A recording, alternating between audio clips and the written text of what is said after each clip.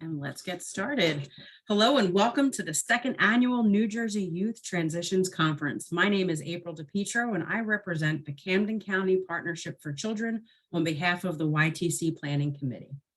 We will place the registration form in the chat box for you to share your contact information so that we can share the recordings and resources with you from this workshop. Please note, for those who are seeking continuing education credits, you are required to complete the form as this is the contact method in which we will send you your proof of attendance. Today's workshop will be hosted via the same link you have joined with today. You can see the full schedule on our website, and I will share the agenda on the screen after the conclusion of today's workshop. Our presentation today is Paul Aronsohn, who will be our opening keynote speaker. Paul, the floor is yours, sir. Good morning. Thanks so much, April, and good morning, everybody. It is great to be here with all of you for the second annual conference. I'm really grateful to the folks like April and Amy and others who have organized this event, and also for allowing me to sort of help kick off the program. We have, as you probably have seen through the schedule, a great program for the full week, a very comprehensive program. And so what I'm going to do in my presentation, I think we have about an hour, is I'm going to just give an overview of my office, my role, generally, as well as in the transition process, take a deep dive into this really important topic, and then open it up for questions and answers and comments and what have you. Also, I'd like to note that I'm going to be joining you at the end of the week. Also on Friday, there's an open Q&A session, I believe, from 12 to 2, and so I'll be there for that too. But I'm so excited to be with you this morning. What I want to do at the outset, before I sort of go into an explanation of my office, is sort of give you two pieces of advice, if I may. First is really try to sort of engage and participate in as many programs throughout the week as possible. And if you can't do it live, all of the programs, all of the sessions are going to be made available on video. I would urge you to avail yourself. We've got a great list of speakers, including many of my colleagues from state government, from the Department of Education, Department of Labor, Department of Human Services, and what have you. And they're going to be talking about and engaging with you in a conversation about some really important topics, different aspects of the transition process. So really try to avail yourself of all of it if you can. If not this week, then again, the videos will be available later on. And my second piece of advice to you, and this is really important, don't get overwhelmed. There's a lot of information going to be presented this week, a lot of important information. But you shouldn't feel the need to sort of know it, understand it, write it down. You take it in. Again, all of this will be available to you after the conference, and so will the speakers, like myself. We're available, for one-on-one conversations afterwards. So try not to get overwhelmed, because you're going to hear from a lot of speakers on a lot of topics with a lot of acronyms from a lot of offices about a lot of programs, a lot of services, and it can be overwhelming, as you know. So don't feel overwhelmed. Try to just sit back and take it all in and enjoy it. So with that, let me explain a little bit about our office, what we do, how we do, and who we are, and then go right into the topic of transitions. Again, my name is Paul Aronsohn, and I am New Jersey's Ombudsman for individuals with intellectual or developmental disabilities and their families. And aside from having one of the longest titles in state government, what that means is I have the opportunity, and we in the office have the opportunity, to work with you, individuals and families of all ages across the entire state on a full range of issues, really trying to just help sort of connect it all and help you find your way through it and navigate it and make the system better. The office was created, it's relatively new. It was created in December of 2017 by the state legislature. It was signed into law by Governor Christie in January of 2018, and I was appointed by Governor Murphy in April 2018. So the office has been operational. I've been up and running for about 4.5 years. And it's an office that was born out of the recognition that while there are a lot of resources here in New Jersey for children as well as adults, it's a very complex system. And again, it can be overwhelming. And So our job, our primary mission in our office is to help you, individuals and families, navigate the system and get the services and supports that you need and deserve. And so if you look at the legislation to create our office, they list a few of the responsibilities of our office, but we've essentially put it into 3 buckets. First and foremost, again, helping connect individuals and families to the resources and services that exist in New Jersey on the state level, local, as well as the federal level. We just constantly, often that means we're troubleshooting with families. They contact us, they have a question, how to get this resource or what exists and how to make this happen. Sometimes they get a decision on a request that gets denied. We help them sort of navigate that process.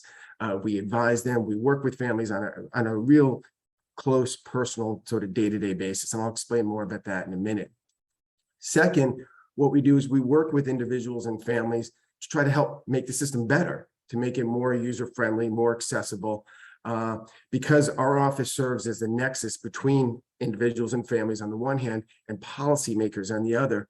We have the opportunity to sort of not only work with individuals and families, but then share their insights and help them share their insights with our government colleagues. And so we try to help, so if you will, bridge the gap and break down any silos that may exist between, on the one hand, individuals and families and policymakers on the other.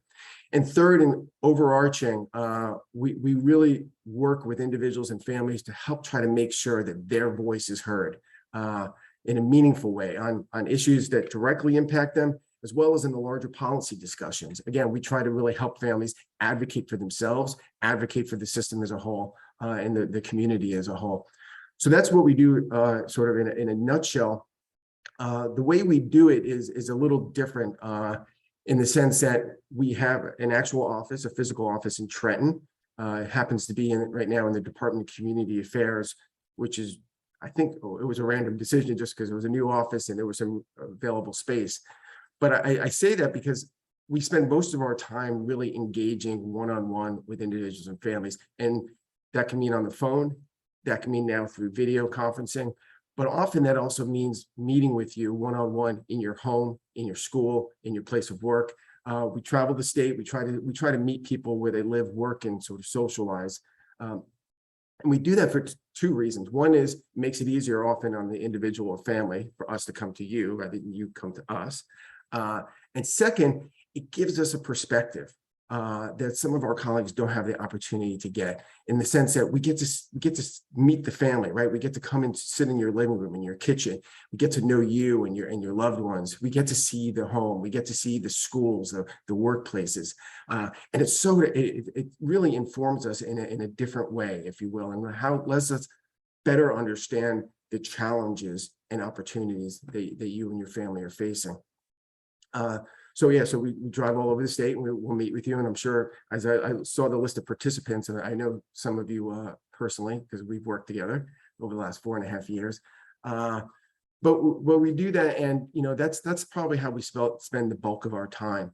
But one of our responsibilities that's in the enabling legislation is also to do an annual report.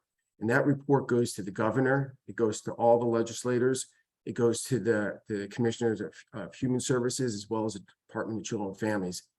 And the report, the sort of the requirements for the report were kind of vague. And, it said basically to provide a summary of, the previous year's work and include some recommendations. But what we've tried to do in all 4 of our annual reports is really give voice to the concerns, to the ideas, to the questions that individuals and families bring to us on a daily basis. And I hope you've had an opportunity to look at our reports. They're on our website, and I would encourage you to do so, because we try to write in a way that's educational, that's accessible, it's understandable, but really, again, goes to the heart of the matter, to the issues that are the challenges that families are facing.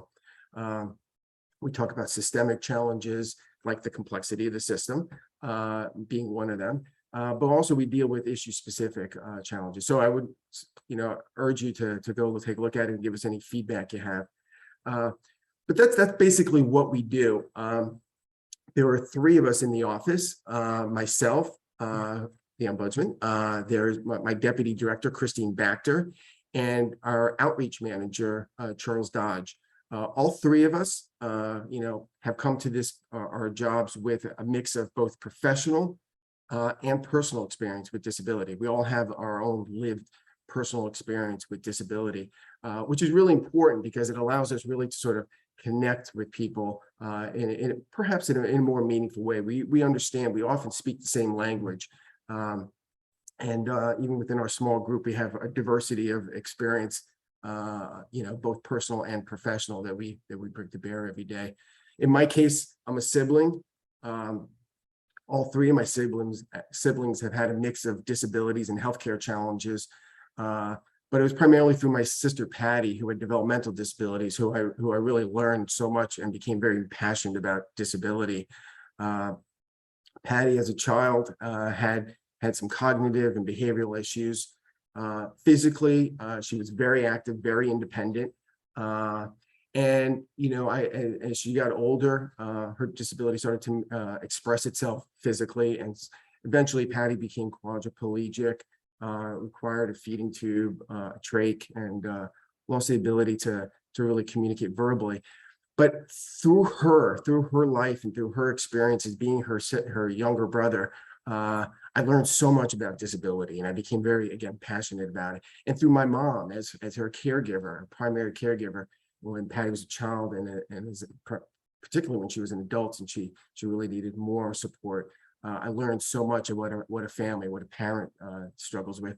And that's true even in the context of today's discussion and transitioning. Now looking back as a younger brother, I didn't understand some of the issues that my sister and my mom were dealing with while she was transitioning from school, from high school into the adult world, until Patty ended up working for several years. I didn't understand it, but now looking back and having conversations, later on with my mom and my sister and my other siblings, being able to understand some of the challenges. In terms of my professional experience, I've been involved with a mix of disability organizations, but I served as the mayor of my town in Bergen County in Ridgewood. And in that context, I got to work with a lot of the families in town, and particularly on this issue of transitions. Families would come, and talk about the cliff, that they were afraid they were going to fall off of. And so I'm glad, again, we're having this kind of conversation because it is such an important conversation. In fact, we often talk about, the diversity of the disability community, how every individual is unique, every disability is unique, every set of challenges and needs is unique. But one thing that we all have in common is this transition. Because every child with a disability becomes an adult with a disability. And so we need to sort of figure this out and get this better. And it's perhaps among the more complex sort of set of issues, if you will. And it's one of the issues we've addressed this in some of our previous annual reports. And it's something we talk about often because, again, we work with families of all ages. And sometimes we'll work with them, on issues concerning the children's system and some of the supports and services that they're getting through the Department of Education, through their local school district. But we also work with these families as they're transitioning into the adult system. And so we have the opportunity to sort of, to not only work with them, but learn with them. As Christine and I in our office like to point out, not a day goes by when we don't learn something. And so oftentimes we're learning it with the family. And we're in a position to do that. And so we're able to help the family, but also as we learn it, then we can pass that information on to the next family who comes to us. But the whole sort of ball of sort of transition issues is so key. And we often talk about it in the context of going from the children's system to the adult system, but it's far more complex and nuanced than that, because it's not just going from K through 12, the education system to maybe, education system in a college or some other type of training program. It could be going into employment. It could be going into what we call the DDD system, which is the adult system of the Division of Developmental Disabilities and the support and services that exist there. But it's also dealing with issues like Social Security and Medicaid. It's dealing with healthcare issues, transitioning from pediatrician to an adult doctor and an adult dentist. I'm glad we don't have to do that. It's also about, dealing with legal status issues, guardianship, supportive decision-making, power of attorney. It's dealing with transportation issues, which you didn't have as a child, dealing with, arrangement, public safety issues and justice issues. So there's a whole mix of issues, and it's so hard for families. It's overwhelming. And again, that's one of the reasons they create our office. And so we work with families to try to navigate it and try to find, help them find their way through either all the pieces of the puzzle, if you will. But it's a difficult thing. And, first of all, there's the challenge that families face of not knowing what you don't know, right? You don't, sometimes if you don't know to ask a question, you don't know if a resource or a program exists, and you may not know to ask for it, you don't know who to ask for it. So finding your way, even in that part of the process is daunting.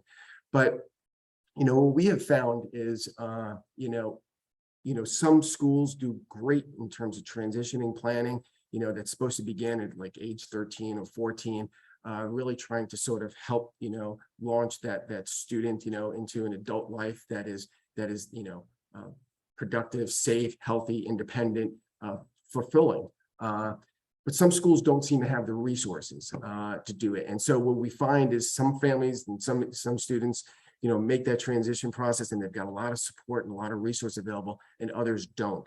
And so what we really try to do is try to help connect them and try to point them in the right direction. And there are a lot of resources, and some of them you'll hear some from folks today. Again, I mentioned the Department of Labor and Department of Education, the Department of Human Services, but also you have it on the county level. You have county disability offices, and you have what we call the Centers for Independent Living, which cover the entire state. And we also have, other county resources. I saw my friend Linda from the Cape Center in Bergen County on here. There are so many resources out there, but sometimes it's just hard to know where to go, who to talk to, who to turn to. Sometimes you get different answers depending on who you talk to. So it can be overwhelming. And so making yourself aware of the resources that do exist and the people who can help point in the right direction is key. And I always advise parents, it's good to talk to me and the folks in our office. It's good to talk to my colleagues in state government, but talk to other families. Families who have gone through the process, as I'm sure you all know, have a wealth of experience, good and not so good, which is all invaluable. And so really try to network with families, try to connect with them. In terms of transition, one of the issues we've been wrestling with, and we addressed this in our report, I think it was our 2020 report, 2021 report, was this issue of, we talk about falling off the cliff. A lot of families feel like they go from the children's system, which has, a lot of supports and services because it's an entitlement, it's legally obligated, to an adult system where it's not, and you have to actually go out and find it yourself. But we also talk about, and we're concerned about these folks that we say fall off the grid. And what I mean by that is because, there are, some schools do transitions well. Some school districts and families have more resources than others. There are a lot of families, we believe, a lot of individuals who basically age out of the school system and don't end up in a classroom in a college, don't end up in a workplace, don't end up in a day program. They end up on their family living room couch because the family doesn't know what exists. Because it's not required, because it's not mandatory. It could be because of cultural barriers, it could be language barriers, socioeconomic barriers. I don't know what, and I'm sure there's a host of reasons why, but we have this real haunting feeling that a lot of folks just fall off the cliff completely and fall off the grid and don't end up with the supports and services, again, that they need and deserve. And that's something in our office that we've been wrestling with and we try to come to terms with. We've been working with like the New Jersey Council on Developmental Disabilities, which has been focusing on that increasingly over the last year. And we've worked with our colleagues in both Human Services as well as Department of Children and Families. But we need to somehow find a way to sort of help those families who end up with nothing. And it's so heartbreaking when you think about it. It's not that they're minimal services and support, they're ending up with nothing. It's because they don't know and they don't know where to turn. And that's something we as a state, not just in government, but also throughout the large disability community, really need to sort of wrestle with and sort of come to terms with and fix somehow. So there's a whole bunch of issues. And so what we try to do in our office is try to connect people. Sometimes, again, it's legal issues. We try to connect them with folks who can help them on legal matters. Sometimes it's healthcare, again, transitioning pediatrician to adult system. Sometimes it's, working with folks, families transitioning into the division on developmental disabilities. We work with families from the very beginning of the process, trying to, point them in the right direction in terms of intake. We work with them on when they have to take what they call the New Jersey Comprehensive Assessment Tool, NJCAT, which is this assessment tool used in the adult system to determine a person's budget and needs and what have you. We work with families on that. We advise them on that. We sit with them. We go over the questions with them. We help with housing. Housing's a big issue I didn't mention yet. We work with families and let them know, who to talk to, where to turn, what options might be available. So there's a whole mix of issues. So, we work with our colleagues in the different departments. We work with our colleagues in the governor's office. And we try to simplify, we try to educate, we try to point people in the right direction. But we do a good job, but we need to do better, and we're all working on it. We're all trying to figure out ways to do this better, make everything more accessible and more understandable for families. One of the things we've undertaken in our office is putting together a website, and we've tried to organize in a way, and we welcome any of you to visit the website and to give us some feedback, but we tried to organize in a way that it becomes somewhat of a one-stop shop, if you will, for families with developmental disabilities, children as well as adults. And we tried to just point people in the right direction to the resources. And then the governor's office is undertaking a similar initiative, with the disability community more generally, trying to create like a hub, a one-stop shop, if you will, online to make it easier. But at the end of the day, again, the good news is there's a lot of resources in New Jersey for children and adults and those transitioning. The bad news is it's very complex. It can be overwhelming. But you should know that, folks like those in our office and the folks that you'll meet over the course of this week are here to help and here to make it a little bit easier to the extent we can, and to make, the lives of you and your loved ones more fulfilling and everything else. So with that, I think we can maybe just open it up to any questions. Again, I'll underscore that not only do we have this opportunity in the remaining time of this hour, but I'll be back on Friday to join some of my colleagues, to do more question and answers. And we're always available. You should have my contact information. I encourage you to contact us at any time. Again, we can set up a phone call. We can set up a video meeting like this. I can come visit, to your home, to your school, to your workplace, wherever. But just know we're here. Our colleagues are here. We want to help make this all work for you. So with that, I don't know if I turn it back to April or if I just sort of take questions. Yeah, of course. So for those of you in the room with us, if you have a particular question for Paul, please drop it in the chat box, and then we can address it that way. If no one has any questions, we'll wait a few moments to see if anyone speaks up. And then if not, I can do the closing remarks.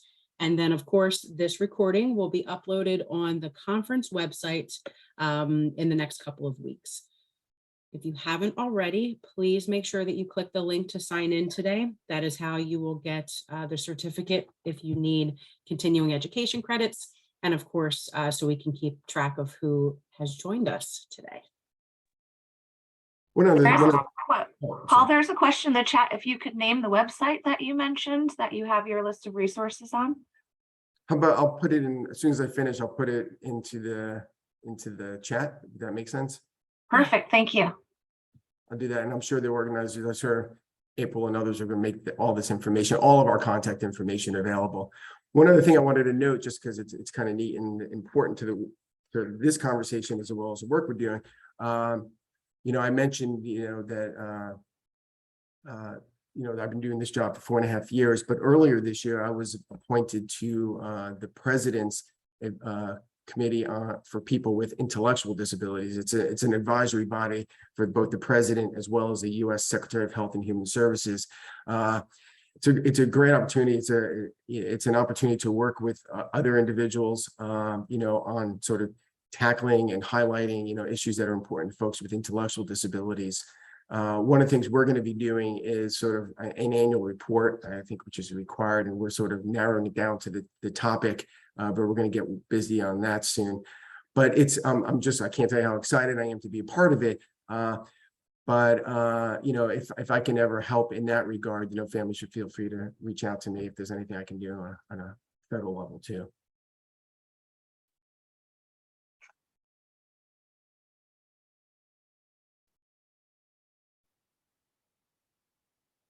No question. So I answered everything. No, again, there's a lot of information that's going to be coming your way this week. You know, don't feel the need to sort of respond right away, ask questions right away. We're all going to be available. I'm going to be available, you know, at the end of this week, as well as, you know, going forward. So feel free to reach out anytime. We're getting some thank you and congratulations in the chat for you, Paul. Thanks. Thank you. That's excellent. Okay, well, with that being said, that concludes our workshop today, the opening keynote. Thank you so much, Paul. We appreciate it. The workshop recordings will be made available on our website by November. For those in need of proof of attendance for continuing education credits, you will receive an email soon with your certificate. It is up to your employer to accept this as proof of continuing education.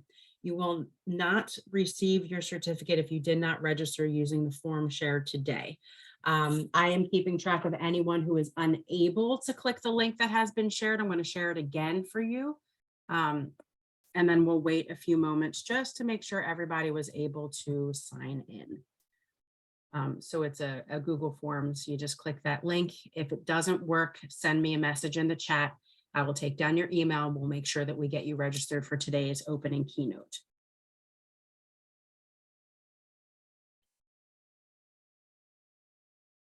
Thank you for that website, Paul.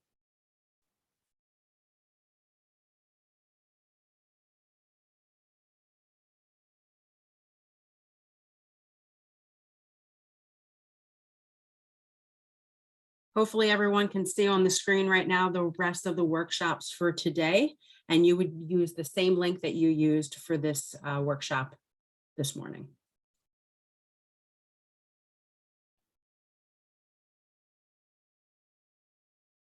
Great. Thanks again. Thank you so much, Paul. Appreciate you. Thank you, Paul. Also, please, for those that joined late, please, just a friendly reminder that Paul will be joining us on Friday from 12 to 2 for an open Q&A forum. If you have questions that are not answered during the youth conference this week, or if you want one-on-one support in transitioning processes, you're free to join us on Friday from 12 to 2 p.m.